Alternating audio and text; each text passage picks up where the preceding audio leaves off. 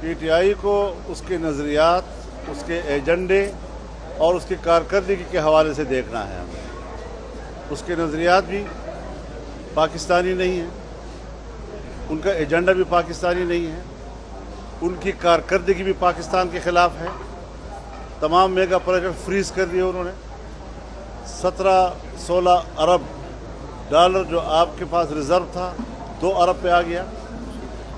آپ کا ملک جو دنیا کی معیشت میں 24ویں نمبر پہ آ گیا تھا، ان کی برکت سے 47ویں نمبر پہ چلا گیا۔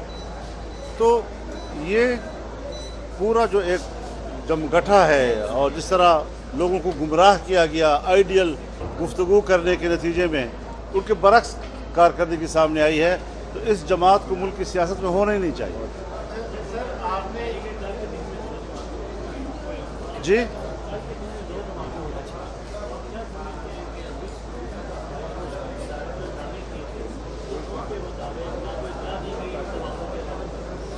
دیکھیے، یہ سوال تو میرا ہے کہ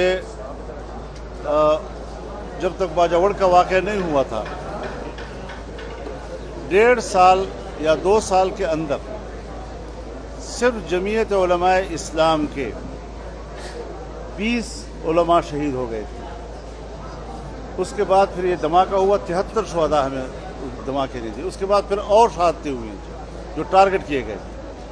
وزیرستان میں یہی صورتحال ہے، ٹانک میں یہی صورتحال ہے، اور باقی ایجنسیوں میں کسی میں زیادہ کسی میں کم۔ لیکن بہرحال وہاں کی صورتحال جو ہے امن و امان کے حوالے سے ایسا نہیں ہے کہ آپ اس میں انتخابی کمپین چلا سکیں۔ اور یہی ہمارا ایک نظریہ ہے کہ اس قسم کے جو حالات پیدا کیے جاتے ہیں، جو بڑے مقدس عنوانات کے ساتھ بندوق اٹھایا جاتا ہے، اس کا نتیجہ جو ہے وہ نہیں ہوتا جو آپ کی نیت ہے۔ اس کا نتیجہ یہ ہوگا سیاسی عدم استحکام آئے گا۔ سیاسی عدم استحکام آئے گا تو دنیا کوئی آپ کے ملک پہ انویسٹمنٹ نہیں کرے گا، سرمایہ کاری نہیں کرے گا۔ آپ کے اپنے پاکستانی جو باہر رہتے ہیں وہ تفصیلات زر میں کمی آ جائے گی آپ کی، تو ملک سیاسی اور معاشی لحاظ سے اور کمزور ہوتا چلا جائے گا۔ زبردستی اور جبر سے کچھ بھی نہیں چلتا۔ لوگوں کو نارمل زندگی کے مواقع مہیا کیے جائے، ان کا اعتماد بحال کیا جائے۔ مولانا صاحب نے اپنی جو پلان دیا ہے، اس پلان میں انہوں نے جنرل اور آپ کے آنے والے چیف جسٹس کے حوالے سے ان کے انتخاب کے بارے میں بات کی ہے۔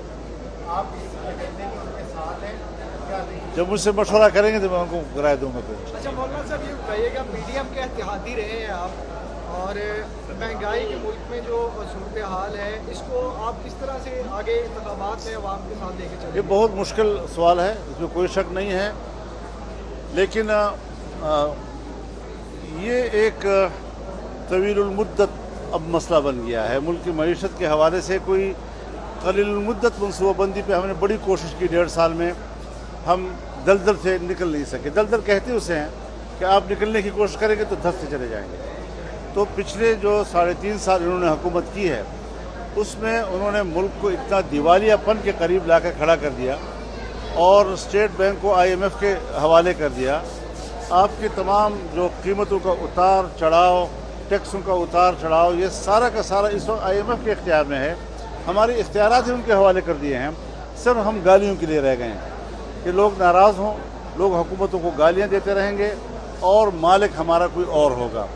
تو اس وقت کم از کم 1.5 سال میں جو حکومت تھی اس نے ملک کو دیوالیہ پن سے نکال لی۔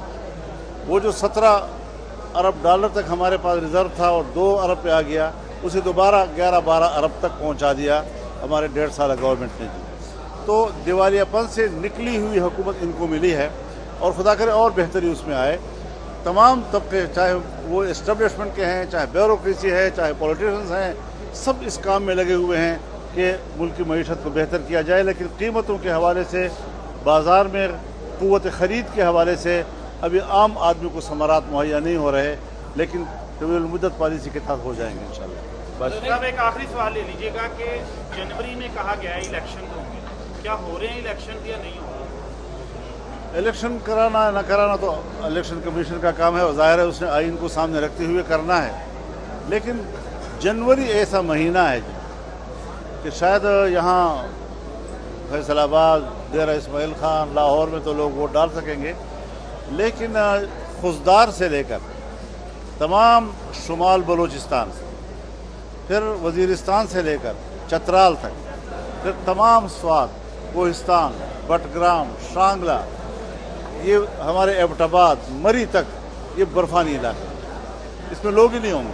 अब वोट वहाँ दर्ज है, लोग नीचे आए हुए हैं, वहाँ वोट डालने वाले ही कोई नहीं है। तो इन चीज़ों को उन्होंने देखना होगा कि उन्होंने जो ये शेड्यूल हमें दिया है, इसमें वोट डालने के काबिल भी होंगे। उधर आपने कानून बनाया हुआ है कि अगर किसी पोलिंग स्टेशन पर ख़वातीन का वोट नहीं पड़ा या इतने फ़ीसद नहीं पड़ा तो दोबारा कराओगे। तो जहाँ पर सिरे से वोट ही नहीं पड़ सकेगा, उस इलेक्शन का क्या बनेगा फिर? लास्ट सवाल सिर्फ ये बता दीजिएगा कि आप अब जब भी इलेक्शन में, मतलब जरूरी नहीं है कि जनवरी के अंदर, आपके बोल है कि इलेक्शन लेट भी हो सकते हैं, जब भी इलेक्शन होंगे तो आपका सबसे ज़्यादा मुकाबला किस पार्टी को?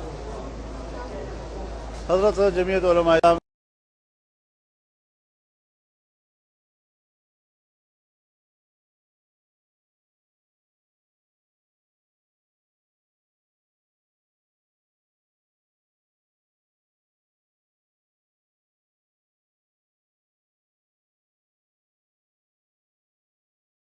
यानी 1000 अरब रुपया उनको हम 10 साल तक, यानी 1000 अरब रुपया उनको हम 10 साल तक देंगे।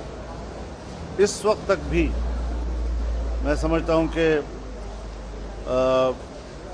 अरब तो दूर की बात है, 80 करोड़ 90 करोड़ तक उनको मिला होगा 2016-17 से। तो किसी किस्म के वहाँ पर न कोई तरक्याती ऐसे काम हैं जिससे कि आवाम मुतमईन हों, नहीं वहाँ पर कोई स्ट्रक्चर है। पुलिस है तो ऐसी बराए नाम किस्म की महकमा माल वहाँ मौजूद ही नहीं है, न कोई तहसीलदार, न कोई कानून गो, न कोई पटवारी, नहीं वहाँ लैंड रिकॉर्ड है कि वो जो आबा व अजदाद को ज़मीनें और इलाके अलाट हुए थे उनको कैसे तकसीम किया जाएगा। तो इंज़िमाम के जो समरात उनको मिलने चाहिए थे या जिस तरह उनके साथ वादा किया गया था, उस पर पीछे गए हैं, आगे की तरफ कोई कदम नहीं हुआ जी। और सियासी लिहाज से उनको सीटों से इंतखाबी मुहिम के हवाले से भी यही है कि बड़े कौम को नवीद सुनाए गए कि मुल्क में अमन आ गया, ऑपरेशंस के ज़रिए से हमने लोगों को अमन दे दिया। लेकिन इस वक्त भी मैं आप पर वाज़ेह कर देना चाहता हूँ कि सूबा खैबर पख्तूनख्वा में और बलूचिस्तान में भी इंतखाबी मुहिम चलाना किसी उम्मीदवार के लिए बड़ा मुश्किल होगा। कम से कम मैं अपने बारे में तो कह सकता हूँ कि हमारे हलकों में हमारे लिए कैंपेन चलाना तकरीबन नामुमकिन है इस वक्त। मौलाना साहब ये बताइएगा कि निगरान वज़ीर-ए-आज़म ने कहा है कि चेयरमैन पीटीआई के चेयरमैन के बगैर भी इलेक्शन मुमकिन है। क्या बताइएगा कि वाकई होना चाहिए कि इस बार पीटीआई के बगैर इलेक्शन के उसकी मौजूदगी में इलेक्शन जाना चाहिए? पीटीआई को कारकर्दगी के हवाले से देखना चाहिए। पीटीआई को उसके नज़रियात, उसके एजेंडे और उसकी कारकर्दगी के हवाले से देखना है हमें। उसके नज़रियात भी पाकिस्तानी नहीं हैं, उनका एजेंडा भी पाकिस्तानी नहीं है, उनकी कारकर्दगी भी पाकिस्तान के ख़िलाफ़ है। तमाम मेगा प्रोजेक्ट फ्रीज कर दिए उन्होंने। 17-16 अरब डॉलर जो आपके पास रिज़र्व था 2 अरब पे आ गया। आपका मुल्क जो दुनिया की मईशत में 24वें नंबर पे आ गया था, इनकी बरकत से 47वें नंबर पे चला गया। तो ये पूरा जो एक जमगठा है और जिस तरह लोगों को गुमराह किया गया आइडियल गुफ्तगू करने के नतीजे में, उनके बरक्स कारकर्दगी सामने आई है। तो इस जमात को मुल्क की सियासत में होना ही नहीं चाहिए। जी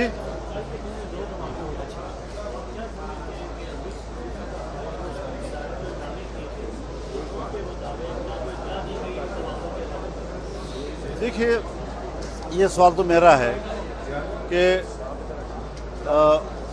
जब तक बाजावड़ का वाक़या नहीं हुआ था,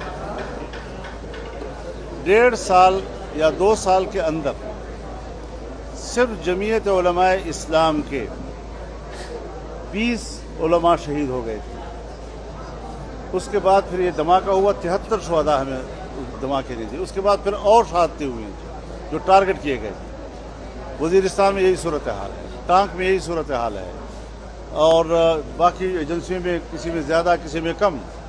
लेकिन बहरहाल वहाँ की सूरत हाल जो है अमन व अमान के हवाले से ऐसा नहीं है कि आप उसमें इंतखाबी कैंपेन चला सकें।